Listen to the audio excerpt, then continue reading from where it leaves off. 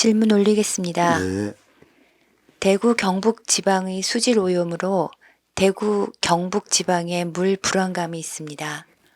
오염된 물을 잘못 먹을 경우 건강에 이상이 생길 텐데요.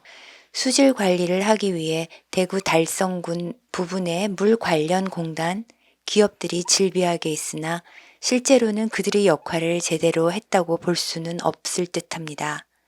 육생살이 공단이 증가하는 만큼 물이 오염되고 오염된 물을 맑게 하기 위해 여러 화합물이 첨가되는 걸로 알고 있습니다.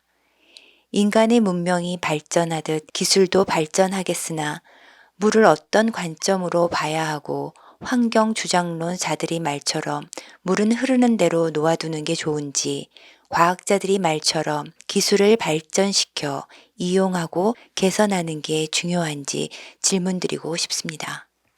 예, 참 좋은 질문인데, 물은 천의 기운을 지기로 실어 나르는 수단이라고 그랬어요, 운송수단. 물이 있는 그곳은 유괴 생명체가 살아가. 모든 유괴 생명체는 자연인 것이고, 자연이 있기 때문에 천기의 원소 인기가 지기의 세포 인육을 쓰고 인간으로 살아가는 것이에요. 여기에 질문의 핵심을 보자면 우리나라 백두대간을 한번 봅시다. 이 태평양에서 씻어둔 용머리 지리산, 천왕봉을 한번 회유하고 속리산을 통해 태백산을 거쳐, 태백산은 단전입니다. 또 금강산을 거쳐 백두산을 올라가는 거죠. 백두산은 우리의 백해예요. 그래서 이 동쪽으로 오면 올수록 산이 많고 서쪽으로 가면 갈수록 산이 없습니다. 지형이 정확히 글이 나타나 있는 것이고, 왜 그러면 우리는 영호남이 아직까지도 대립하고 우리 민족의 역사가 영호남 차원으로서 지금까지도 그 한을 풀어내질 못했느냐, 여기에 나와 있어요. 세계의 지판이 우리 대한민국에 고스란히 그려져 있다는 걸 아셔야 하는 거고, 이 팔도가 정해진 게 조선이고, 이 조선 팔도가 정해진 만큼의 세계의 지판도 팔도로 이렇게 그어졌다, 이렇게 얘기를 해도 과언이 아닙니다. 자, 서쪽으로 가면 갈수록 들판이 많어, 평야가 많어.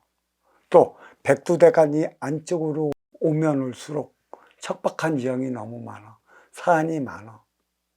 그래서 산은 정신량을 담당하는 운용의 주체라고 그랬지. 모든 돛 닦는 이는 산속으로 들어가지 들판으로 안 가.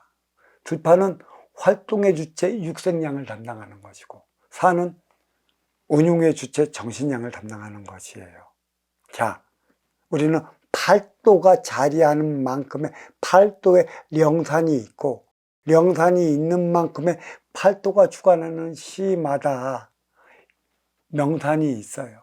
본주, 영산, 본주, 본단 이렇게 얘기를 하는 건데, 이 본주라는 것은 나의 모든 사주의 그 에너지를 관장하는 곳이다. 보이지 않는 차원의 기운을 담당하는 곳이다. 그래서 우리는 조선시대의 팔도로 나눠져 있어요.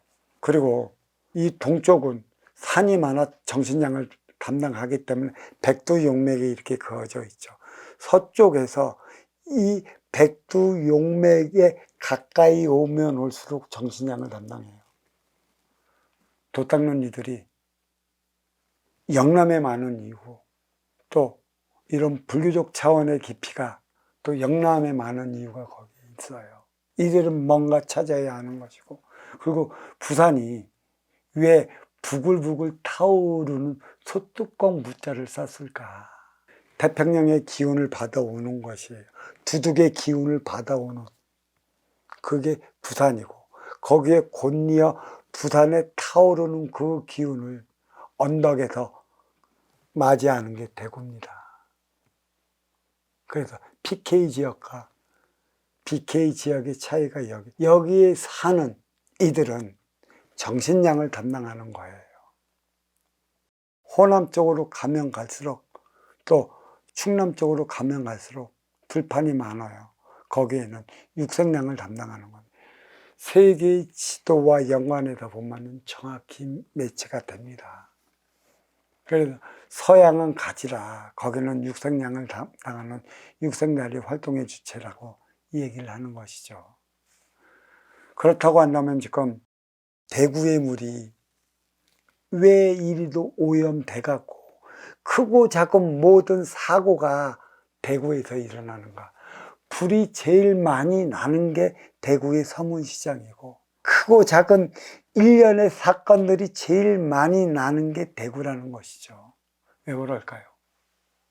부산은 이미 두둑 열도에서 올라오는 육색량을 먹으며 서울로 올려보냈어요. 그러면 이 대구 PK 지역은 정신량을 마련하기 위해 주어진 곳입니다. 운용의 주체로서 1988년 전후가 업그레이드 시대, 선천에서 후천으로 넘어가는 그 시대이기 때문에 정신량을 마련하기 위해 힘을 써야 하는 게 대구라는 건데, 육색량에 육색량만 부과시켜서 대구 구미, 여기가 발전의 원동력으로서 자리하고 있었던 것이었죠. 양양상층으로 말미암아 그 모든 표적을 받았던 게 대구인데, 이렇게 일어나는 일련의 인문의 사건, 이거를 읽어내는 정신적 지도자가 없었다는 것이고, 또 물이 오염됐다는 것은 하나의 표적인 것이죠. 우리가 육생다리 공단이 바로 서기 전에 1988년 전까지만 하더라도 산천 흐르는 물은 너무 깨끗했습니다. 한강에서 흘러 들어오는 물조차도 무지무지 깨끗했어요. 근데 육생다리 공단이 들어오면서부터 물이 오염되고 변질되기 시작했기 때문에 깊이 들어가지 않으면 산에서도 함부로 물을 못 떠먹습니다. 어디 가서도 물 한 잔은 그냥 떠먹고 했었는데, 그리고 이 아날로그 베이비붐 어린 시절에 보면 이 물은 너무나 깨끗했어. 아날로그 어린 시절에 이 물과 오렌지 주스랑 바꿔 먹으면 얼마나 좋을까. 그때는 환타라는 게 있고 콜라 사이다는 부잣집 애들만 먹는 음료였어요. 이렇게 물을 사 먹을지는 꿈에도 몰랐다는 얘기죠. 그때 어린 시절에 하는 사막의 어른, 그 어떤 이들은 물을 사 먹는데 이 물값이 음료수 값보다 비싸다면 그 배고픈 그 시절에 그 꿈을 꾸고 있었는데, 왜 이리도 우리 산천에 물이 오염이 됐을까요? 천의 기운을 지기로 실어 나르는 음의 기운 물이 왜 이렇게 혼탁하게 됐을까요? 지역마다 주어지는 의미가 있어요.